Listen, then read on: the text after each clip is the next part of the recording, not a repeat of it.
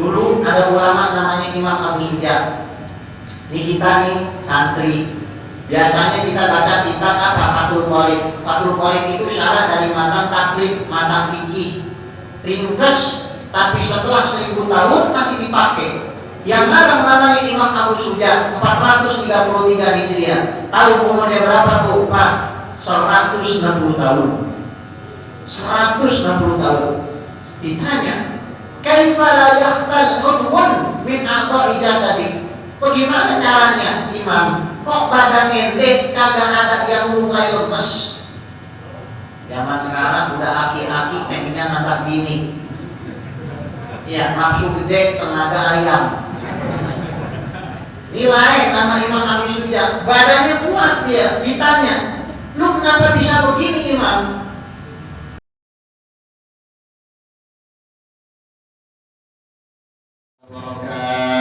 Waalaikumsalam warahmatullahi wabarakatuh. Alhamdulillah wassalatu wassalamu ala sayyidina Rasulillah Sayyidina Muhammad ibn Abdullah wa ala alihi wa sahbihi wa mawala wa la hawla wa la quwwata illa billah. Ashhadu an la ilaha illallah wahdahu la sharika lah wa ashhadu anna sayyidana wa maulana Muhammadan abduhu wa rasuluhu la nabiyya wa la rasula ba'dah.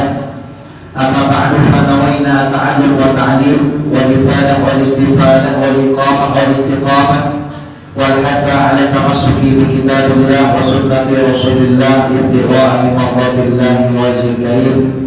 Allahumma faqihna fid din wa 'allimna ta'wil waj'alna minal ladzina yastami'una al-qawla fayattabi'una ahsanah. Allahumma arina al-haqqa haqqan warzuqna ittiba'ah wa arina al-batila batilan warzuqna ijtinabah wa adkhilna bi rahmatika fi 'ibadika shalihin amin ya rabbal alamin.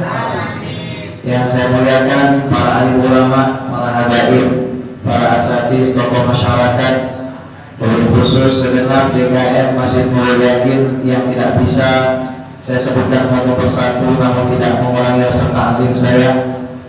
Alhamdulillah Allah Subhanahu wa taala izinkan kita berada di satu waktu yang mulia. Karena prinsip kita punya agama cukup sederhana. Semakin mulia tempat, semakin mulia waktu, maka kualitas ibadah di sisi Allah menjadi mulia. Contoh, sholat subuh 2 rakaat di Masjid Istiqlal kalah dengan sholat subuh yang juga 2 rakaat di Masjidil Aqsa. Betul? Sholat di Masjidil Aqsa dihitung 500 kali lipat sholat. Kalah sholat di Masjidil Aqsa kalau kita sholat subuhnya di Masjid Nabawi. Karena di Nabawi dikalikan 1000 kali lipat. Betul? Kalah kalau kita bandingkan dengan Masjidil Haram dan Kota Makkah.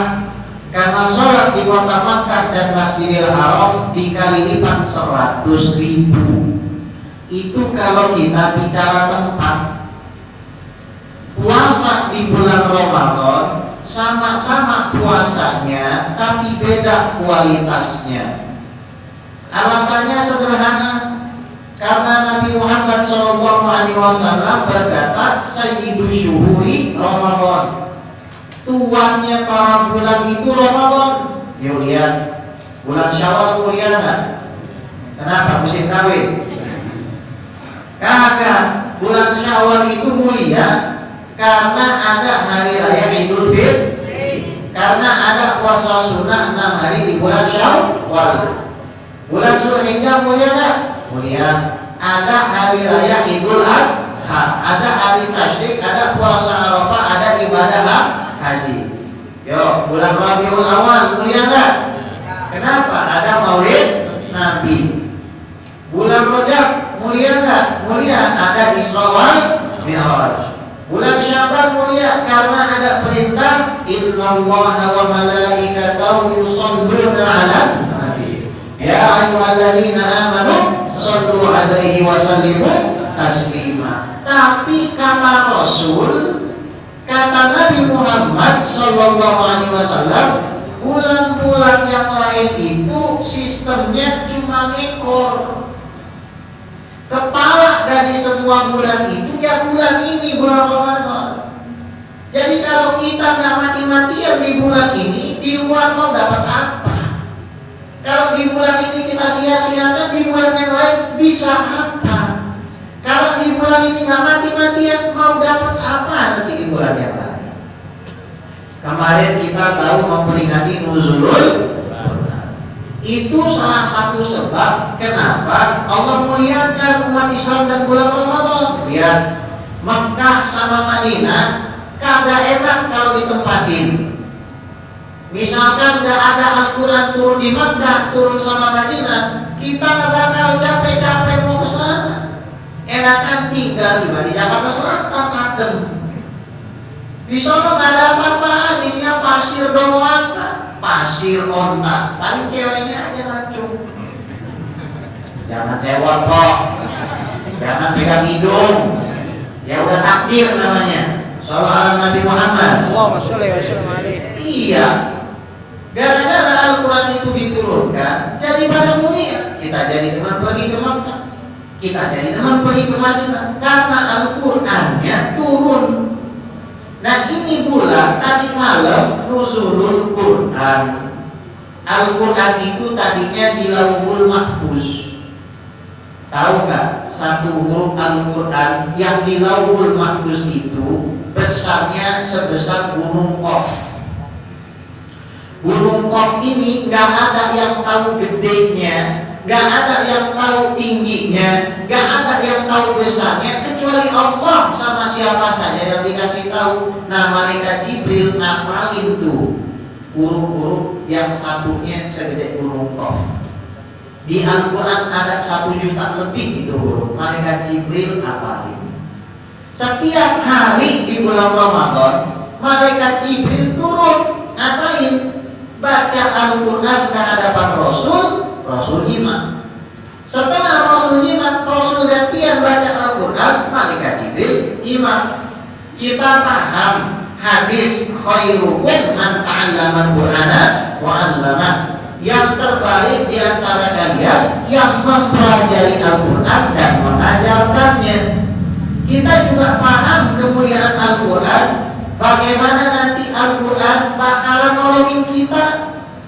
Bukan rekening bank yang nolongin kita, bukan suami yang nolongin kita, bukan bini yang nolongin kita. Itu Al-Quran. Pada saat nanti gak ada yang membelain antum, Al-Quran akan membela.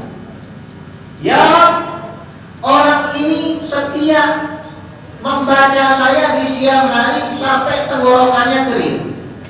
Dia setia membaca saya di malam hari ketika manusia banyak yang tidur. Sebagaimana dia setia kepada saya, izinkan saya untuk setia kepada dia. Ya Rabb, pakaikan pakaian kemuliaan dan perhiasan. Antum bingung. Kamu siapa? Saya Baqarah yang kamu baca. Saya Al-Muluk Waqi'ah yang kamu baca. Saya yang kamu baca tiap malam Jumat, Yasin, hari Jumat Kahfi. Ini saya yang nolongin kamu sekarang. Udah kelar urusannya belum? Dipanggil orang tua kita sama Al-Quran. Ya Allah, tolong kasih juga perhiasan buat emak bapaknya, buat abah uminya, kasih perhiasan. Pengen jadi anak soleh berbakti, gak mesti punya duit banyak, gak mesti di rumah sakit panti asuhan. Cukup baca Al-Quran yang ikhlas karena Allah, kita bisa tolong orang tua kita. Sallallahu Nabi Muhammad. Nanti kalau sudah masuk ke surga, Ahlul Quran, yaitu orang yang cinta sama Al-Quran, demen sama Al-Quran, gak mau jauh dari Al-Quran, telinganya suka dengan Al-Quran, memuliakan Ahlul Quran, suka baca Al-Quran. Allah bilang begini, Iqra wa rattil wartaqi. Apa maknanya? Sekarang kamu baca Al-Quran dengan tartil, terus kamu naik. Posisi kamu itu sesuai dengan akhir ayat yang kamu baca. Saya mau tanya, kalau kita disuruh nginep di hotel, kita pengen tinggal di lantai 1, misal hotel lantai 100, kita pengen tinggal di lantai 1 atau yang paling atas? Paling bawah. Paling atas. Kalau paling bawah mati duluan. Paling atas view-nya enak, semua kelihatan dan antum mau di surga posisinya tinggi sesuai dengan keinginan antum, baca Quran dari sekarang. Misalkan kita udah sampai di surga lantai 2000 misal, kita udah bosan karena memang kita di Indonesia ini suka baca Al-Quran tiap malam, Jumat Sabat hari baca Quran, Jumatnya baca Quran, tiap malam kita rotiban, kita baca Quran dan lain sebagainya. Kita pengen naik lagi, tinggal baca Quran, dinaikin sama, dinaikin sama. Sekarang memang tak kelihatan faedahnya, tapi nanti bakal kelihatan. Tapi kita hidup di zaman di mana Al-Quran ini ditinggalkan. Saya kemarin 3 minggu yang lalu terbang ke Jambi. Dari Jambi naik darat, jalur darat 10 jam ke Muara Bungo. Dari Muara Bungo dakwah ke situ, pergi lagi 10 jam ke Sijunjung, Sumatera Barat. Dari Sijunjung setelah dakwah di situ, pergi lagi ke Kerinci, Jambi. Dari Jambi naik ke atas Gunung Kerinci, longsor habis. Ketika petir dan kilat menyambar, kami turun, akhirnya kami pergi ke Padang. Dari Padang ke Padang Panjang, dari Padang Panjang ke Batu Sangkar, dari Batu Sangkar ke Bukit Tinggi, dari Bukit Tinggi ke Payakumbuh, dari Payakumbuh kami pergi lagi ke Pekanbaru, ketemu Ustaz Abdul Somad. Dari Pekanbaru pergi ke Duri, dari Duri kami pergi ke Pekanbaru, kemudian pergi ke Medan, dari Medan ke Aceh. Di Aceh 3 hari pulang ke Jakarta. 3 hari di Jakarta, kami terbang lagi ke Palembang. Dakwah di Palembang 3 hari, baru pulang ke Jakarta, belum lama. Ngapain be? Bagi-bagi Al-Quran. Bapak Ibu tahu nggak jumlah orang Islam di Indonesia kira-kira berapa? 220. Yang punya mushaf tahu berapa? Cuma 50 juta. Itu yang punya mushaf. Yang bisa baca berapa orang? Lah kagak punya gimana mau bacanya? Yang punya aja belum tentu bisa baca. Nuzulul Quran kita semangat peringati untuk nyadarin. Kalau ternyata banyak orang yang nggak bisa baca Al-Quran, bahkan orang di Arab belum tentu bisa baca Al-Quran. Jangan ngomongin Al-Quran, baca kitab aja kagak bisa. Waktu saya ngajar di Australia, tahu Bu Australia, ujung kurang sama dikit. Itu orang tua dari Irak, wih luar biasa. Yang satu lagi orang Mesir tapi tinggal di Hawaii. Wih ngomongnya pas. Anak ambil kitab, lu baca nih. Lah kita jagoan orang Betawi baca kitabnya. Jagoan Kiai Fakhruddin Al-Baghdadi baca kitabnya. Jagoan Kiai Haji Abdurrahman Tawi baca kitabnya. Orang Arab, kagak bisa baca, apalagi Al-Quran. Nah kita jadi umat Nabi Muhammad SAW kudu cinta sama Al-Quran. Karena nanti yang bakal nyelamatin kita dia. Saking istimewanya Al-Quran, orang yang gak bisa baca Al-Quran pengen dapat pahala cukup mantengin Quran. Mata ini udah kotor. Kebanyakan lihat you can see. Tahu you can see? You, lo, can, bisa, see, lihat. Lo bisa lihat ketek gue. Kan gitu. Kebanyakan lihat you can see. Gimana cara ngebersihin kita punya 2 bola mata? Lihat mushaf. Buka aja tuh mushaf. Lihat. Biar kata kagak bisa baca, udah pantengin aja. Dulu ada ulama namanya Imam Abu Sujat. Di kita nih santri, biasanya kita baca kitab apa? Fathul Qorib. Fathul Qorib itu syarat dari matan takrib, matan fikih. Ringkes, tapi setelah 1000 tahun masih dipakai. Yang ngarang namanya Imam Abu Sujat, 433 Hijriah. Tahu umurnya berapa tuh Pak? 160 tahun. 160 tahun. Ditanya, kaifa la yakhtal udwun min a'dha'i jasadik? Bagaimana caranya Imam? Kok badan ente kagak ada yang mulai lemes? Zaman sekarang udah aki-aki pengennya nambah bini. Ya, nafsu gede tenaga ayam. Nilai nama Imam Abi Sujat, badannya kuat dia. Ditanya, lu kenapa bisa begini Imam? Alasannya kenapa? Tahu? Anak gak pernah keluar rumah kecuali anak baca Quran, dan anak gak pernah masuk rumah kecuali anak langsung baca Al-Quran. Makanya anak gak pernah punya badan yang loyok. Badan anak selalu kuat. Kenapa? Karena kebiasa sama Al-Quran. Matanya di Al-Quran. hidungnya cium Quran, dadanya didekepin Quran. Berkah. Ini orang Wahabi datang bilang nyium Quran kagak boleh. Iya, nyium bini orang boleh, nyium Quran kagak boleh. Gua pusing mikirinnya. Kalau kita mau masuk Islam, baca la ilaha illallah. Nah, ini ada aliran, kalau kita baca la ilaha illallah rame-rame malah sesat. Gimana ya? La ilaha illallah. Nah, sesat katanya. Lah terus yang benar bagaimana? Datang lagi dia kita mau salaman gitu habis sholat, kagak boleh katanya. Kenapa? Rasul kagak pernah ngajarin. Kalau kentut sama sama ojek online boleh nggak? Boleh. Muliaan mana? Kentut sama salaman.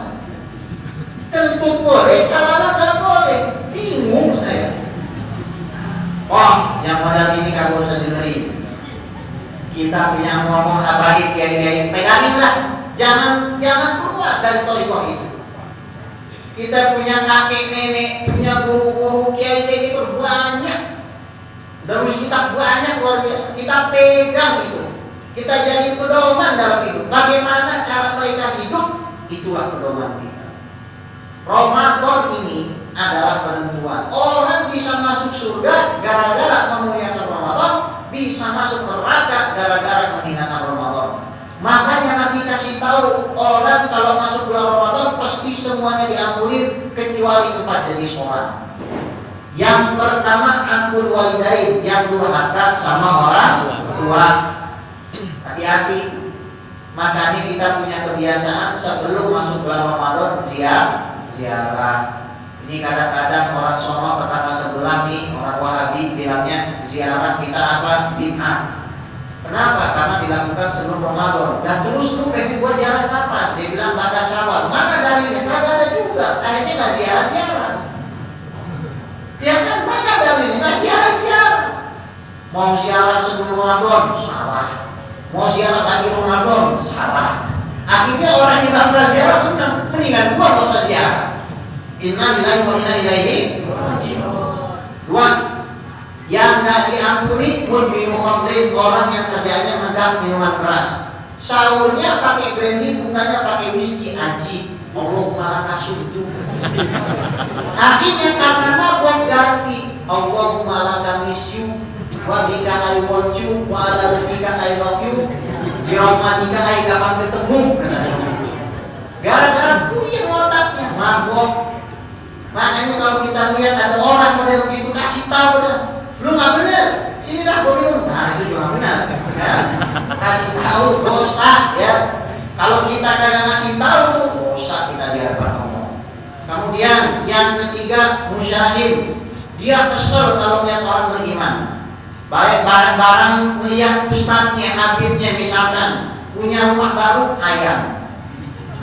Melihat tetangganya yang soleh, muazzinnya punya motor baru, satu. Pas melihat kawin lagi mati. Wah, lu jangan senewan kalau ada orang kawin lagi. Ya, emang udah jatah dia. Ya Pak ya. Semoga kita semua dikasih kehidupan yang barokah. Biar bisa beli rumah sama mobil mewah. Kita pergi hajinya ke Mekah. Tawafnya depan Ka'bah. Sa'inya Safa Marwah. Mabitnya di Mina Musdalifah. Biar bisa lontar jumroh pula Wusta dan Aqabah.